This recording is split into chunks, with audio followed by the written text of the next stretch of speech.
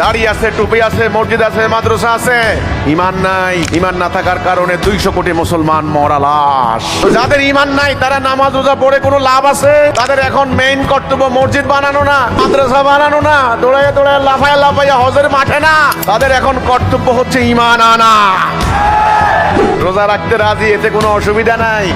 হজ করতে রাজি, কোনো অসুবিধা নাই। মানুষ হাজী সাহেব বলবে, কিন্তু রাষ্ট্র আল্লাহর হুকুমে চলবে, এখানে রাজি নাই।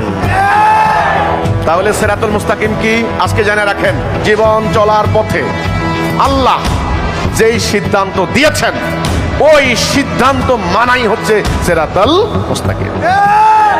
ইবলিস আপনাকে ইলম হাসিল করতে বাধা দিবে না, ইবলিস সিরাতুল মুস্তাকিম থেকে সরাই দিবে, আর কিচ্ছু করবে না। বলবে চোরের শাস্তি হাত কাটা। আচ্ছা থাক, এটা কোরআনে আছে, এটা তোরা মুসলমানরা এটা বিশ্বাস করস, অসুবিধা নাই, এটা ঠিক আছে, আল্লাহর সিদ্ধান্ত ঠিক আছে, আল্লাহ ভালো, আল্লাহ ভালো ন্যায় বিচারক, ওনার হাত কাটার এই সিদ্ধান্ত ঠিক আছে।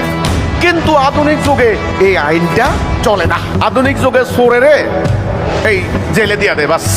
ইবলিস কি করলো? আস্তে আল্লাহর সিদ্ধান্তটা থেকে সরাই দিল।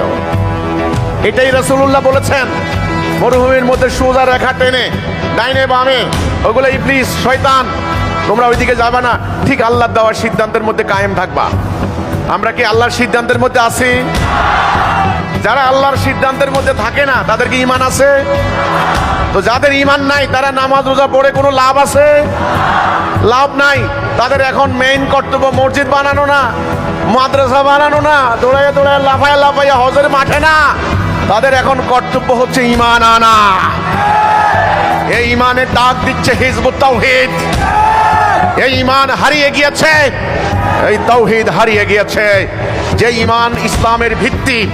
একটা মানুষের শরীরে যদি প্রাণ না থাকে, হাত আছে, পা আছে, মাথা আছে, সব আছে, প্রাণ নাই, এটা মরা।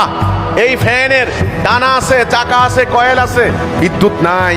তাহলে এই উদ্দেশ্যে, যেই উদ্দেশ্যে ফ্যান বাতাস দিবে সেটা দিয়ে হবে না। তাহলে ইসলামেরও তেমনি, দাড়ি আছে, টুপি আছে, মসজিদ আছে, মাদ্রাসা আছে, ইমান নাই। ইমান না থাকার কারণে 200 কোটি মুসলমান মরা লাশ।